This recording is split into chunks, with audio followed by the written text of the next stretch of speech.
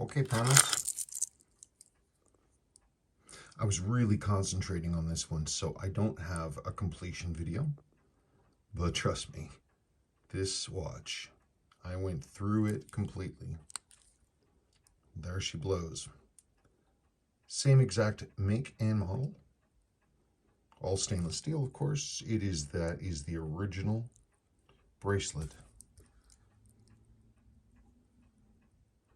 Original, more or less original case finish. Someone did a very light polish on it. It wasn't me, but still you can see the remains of the brushing on the top edges there.